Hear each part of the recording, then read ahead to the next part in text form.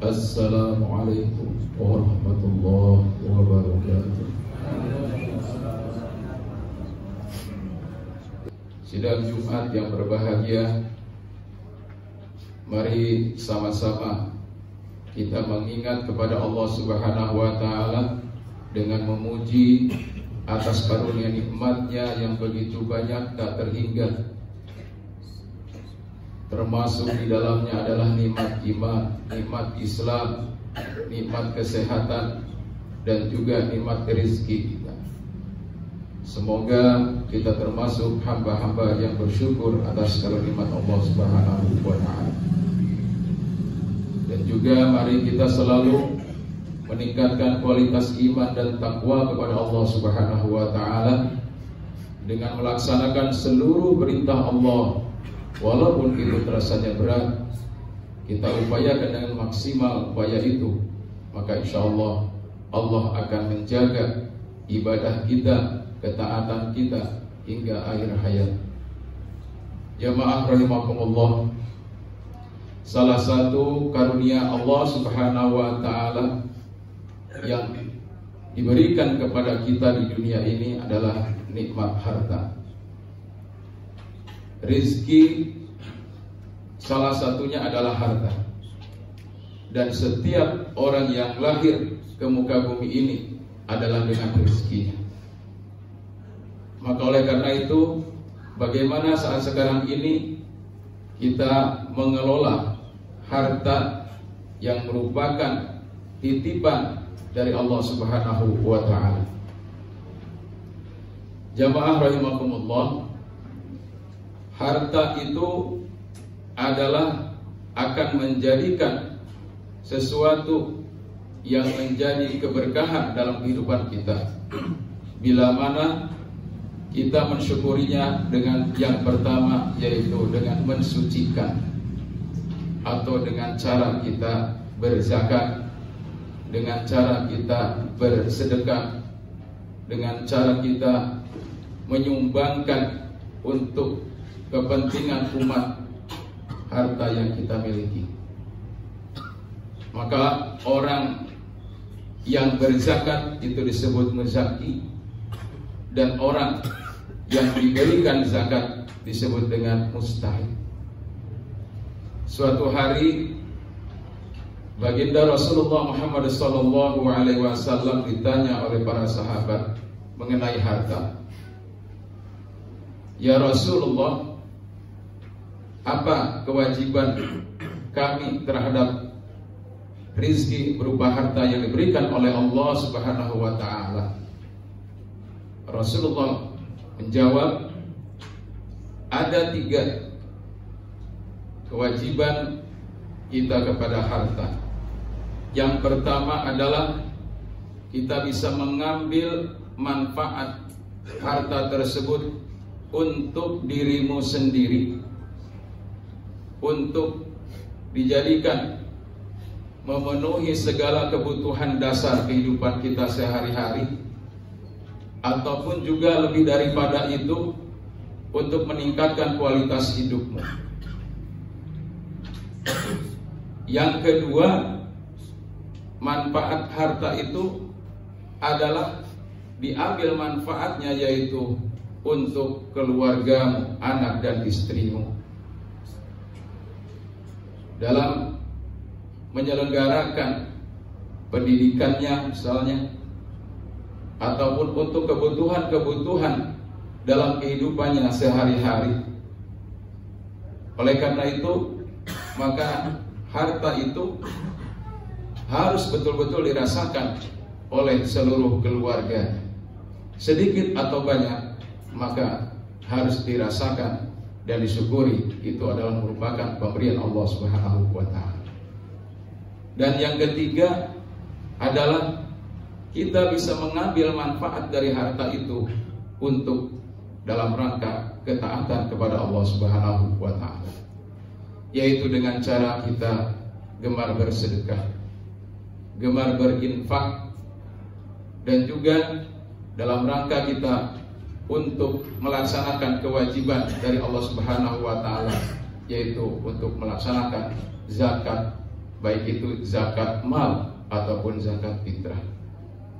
Maka ini tandanya kita sudah mengambil 3 manfaat dari harta yang telah Allah berikan kepada kita masing-masing. Jamaah rahimakumullah, maka ditegaskan oleh Allah Subhanahu wa taala dalam Quran surat At-Taubah ayat 60, A'udzu billahi minasyaitonir rajim. Innamas shadaqatu lil fuqara wal masakin wal 'amilina 'alaiha wal mu'allafati qulubuhum wa fir riqab wal gharimin wal wabnis sabil wa fi sabilillah. Ada 8 asnaf yang senantiasa kewajiban bagi orang yang dititipkan oleh Allah Subhanahu wa taala dalam rangka untuk betul-betul memberikan manfaat harta itu, bukan hanya untuk diri sendiri tapi juga untuk orang lain. Yang pertama tadi adalah lil fuqara. Siapa fuqara itu? Fuqara adalah salah satu bagian dari umat ini yang dalam kondisi ekonominya amat sangat lemah. Untuk memenuhi kebutuhannya juga sangat sulit. Bukan karena dia tidak bisa berusaha, tapi karena kondisinya mungkin sudah tua renta, mungkin juga dalam kondisi fisiknya cacat dan seterusnya, atau dalam keadaan kondisi sakit yang tidak bisa melakukan satu usaha. Ini adalah kondisi fakir, tapi dia masih juga diberikan kesempatan hidup oleh Allah Subhanahu wa taala. Dalam rangka apa?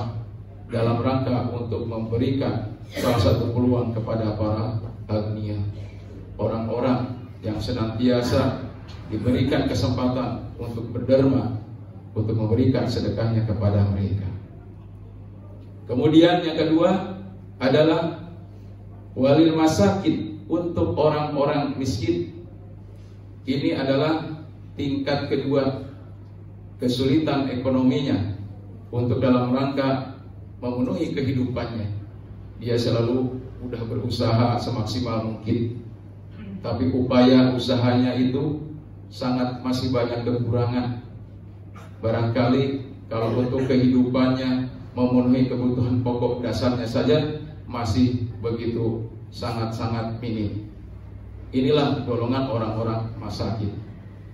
Dan ini pun adalah sangat begitu banyak di masyarakat kita.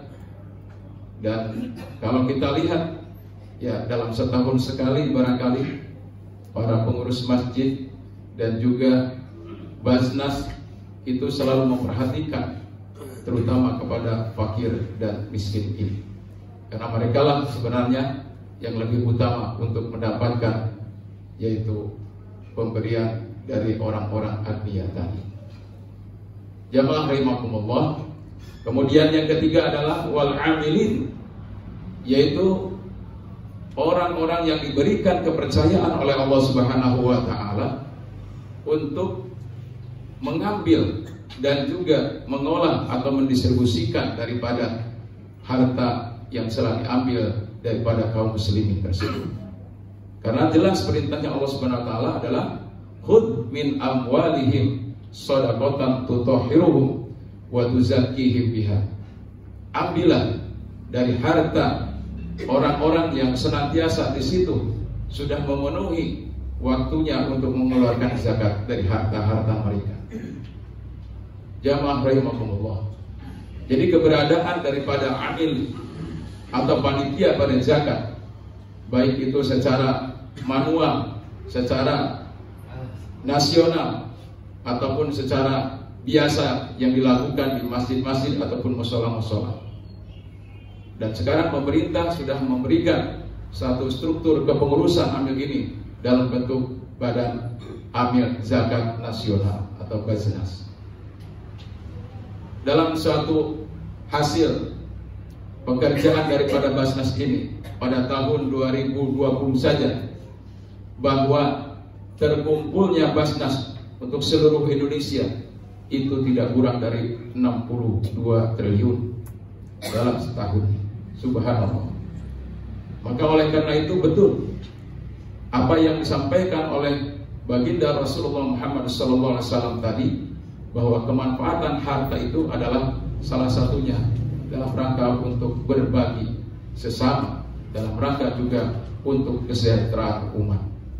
Maka siapa tahu dalam hal ini kita salah satunya yang dijadikan oleh Allah Subhanahu wa taala untuk menjadi muzaki, dan kita ingin selalu berupaya untuk itu, sebagaimana juga Allah Subhanahu wa taala sampaikan, wa aqamus shalah wa atuz zakat. Aqimus shalah wa atuz zakat. Dirikanlah salat dalam rangka tadi untuk ketaatan kepada Allah Subhanahu wa taala, wa atuz zakat, dan keluarkan zakat. Maka kalau kita pahami ibadah salat sudah kita lakukan dengan baik dan benar, kemudian juga kewajiban kita terhadap harta ini, maka kita wajib juga untuk selalu mensucikannya harta tersebut. Maka dalam hal ini pengetahuan kita bahwa zakat itu adalah merupakan sesuatu upaya dalam rangka kita untuk mendapatkan keberkahan dan kesucian daripada harta yang kita miliki. Karena kalau ini tidak disucikan, maka kita akan termasuk orang yang memakan sebahagian daripada hak-hak fakir dan miskin atau yang 8 asnaf lain. Jamaah rahimakumullah. Selanjutnya adalah yaitu wal mu'allafati qulubuhum. Mereka orang-orang yang baru memeluk agama Islam ini. Mereka perlu ada perhatian dari sisi ekonomi ataupun juga dari sisi yang lainnya, termasuk ilmu pengetahuan Islam. Terutama dalam hal ini adalah dari sisi sosialnya, yaitu tentang masalah zakat harta. Maka ini penting bagi mereka dalam rangka untuk membimbing dan memantapkan, menguatkan keislamannya, yaitu bahwa di dalam ajaran Islam ini adalah sangat dijunjung tinggi, yaitu tentang solidaritas dalam kehidupan sosial untuk saling bantu membantu. Selanjutnya adalah wafir riqab, yaitu orang yang senantiasa dalam keadaan kondisi, mungkin dia kondisi dalam rangka untuk dirinya bebas dalam kehidupan ini. Kalau dahulu adalah hamba sahaya, maka dalam hal ini mungkin hal ini masih terlalu tidak tertolerir dalam kehidupan kita di Indonesia, karena mungkin barangkali termasuk dalam bagian yang sudah dimaksud. Maka kita akan masuk ke dalam asnaf berikutnya, yaitu gharimin, orang-orang yang memiliki hutang. Dalam artian ini bukan hutang dalam artian dalam konsumsi, tapi hutang dalam rangka memang untuk memenuhi kebutuhan pokok kehidupannya sehari-hari. Ini adalah perlu dalam hal ini pengurus amil ini dalam rangka untuk itu benar-benar dia harus memperhatikan kepada tugas-tugasnya tadi. Adalah salah satunya adalah orang yang berhutang dalam rangka tadi untuk memenuhi yaitu kebutuhan pokoknya. Kemudian wa fisabilillah. Selanjutnya asnaf yang ketujuh adalah orang yang sedang berjuang di jalan Allah Subhanahu wa taala. Ini perlu dukungan. Maka zaman modern sekarang ini juga penting. Mungkin fasilitas-fasilitasnya yaitu perlu diperhatikan dalam rangka berdakwah, baik secara dakwah bil harf, kemudian dakwah bil kalam, ataupun juga dakwah ya secara modern sekarang ini. Mungkin banyak hal-hal yang perlu ditunjang, fasilitas pendidikan dan seterusnya itu juga perlu. Maka fisabilillah ini perlu didukung oleh harta, dan oleh karena itulah maka pendidikan agama terutama adalah ini harus diperhatikan dalam rangka kita bagaimana mentasawurkan harta kita itu untuk mendidik anak-anak kita dengan agama yang baik dan benar. Jamaah rahimakumullah. Kemudian yang terakhir adalah ibnus sabil, orang-orang yang dalam keadaan perjalanan jauh dengan tujuan yang bagus, yang baik. Barangkali ini saja. Ada satu di antaranya, ada orang yang berniat barangkali salah satunya mau berangkat ke tanah suci. karena sudah melihat kondisi saat sekarang ini susah. Kalau mau daftar ya secara daftar sekarang ini, daftar hari ini barangkali 30 bahkan 40 tahun yang akan datang baru dia mendapatkan giliran. Maka dia mungkin barangkali berniat dalam hatinya, saya sebelum mati saya berniatkan ingin pergi ke tanah suci. Maka ada orang yang berniat seperti itu. Maka apabila ada orang yang berniat tersebut, maka disinilah kewajiban bagi kaum muslimin untuk membantu keberangkatan mereka itu. Jamaah rahimakumullah, itulah kewajiban harta yang Allah berikan sebagai titipan kepada kita, bahwa dalam hisabnya tadi bahwa harta itu adalah Allah titipkan kepada kita, dan nanti dihisab Allah akan tanya dari mana kau dapat harta tersebut dan kemana harta engkau infakkan atau kau sedekahkan. Barakallahu li wa lakum fil Qur'anil Karim wa nafa'ni wa iyyakum bima fihi minal ayati wa dzikril hakim. Wa taqabbalallahu minna wa minkum tilawatahu innahu huwal ghafurur rahim.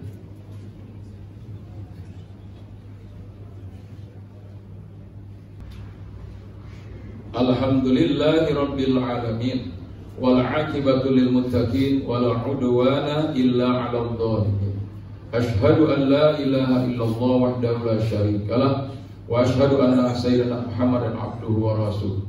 Allahumma shalli wa sallim wa barik ala sayyidina Muhammadin wa ala alihi wa ashabihi ajma'in, amma ba'du. Masyiral muslimin rahimakumullah, usikum wa nafsi bi taqwallah faqad fazal muttaqun. Qala Allah ta'ala, a'udzu billahi minasy syaithanir rajim. Ya ayyuhan nasu u'budu rabbakumul ladzi khalaqakum walladzina min qablikum la'allakum tattaqun. Innallaha wa malaikatahu yusholluna 'alan nabi ya ayyuhalladzina amanu shallu 'alaihi wa sallimu taslima. Allahumma ighfir lil mu'minin wal mu'minat wal muslimin wal muslimat al ahya'i minhum wal amwat bi rahmatika ya arhamar rahimin. Allahumma fahimna ilma syari'atina wa tariqatina wasta'milna bil haqqi Muhammadin sallallahu alaihi wasallam. Rabbana hab lana min azwajina wa dzurriyyatina qurrata a'yun waj'alna lil muttaqina imama. Rabbana auzina an nashkura ni'mataka allati an'amta 'alaina wa 'ala walidayna wa na'mala shalihan tardahu wa adkhilna bi rahmatika waj'alna fi ibadikas shalihin. Rabbana atina fid dunya hasanah wa fil akhirati hasanah wa qina adzabannar. Ibadallah, innallaha ya'muru bil 'adli wal ihsan wa ita'i dzil qurba wa yanha 'anil fahsya'i wal munkar wal baghi ya'idukum la'allakum tadhakkarun wa la dzikrullahi akbar. Aqimus shalah. Allahu akbar, Allahu akbar.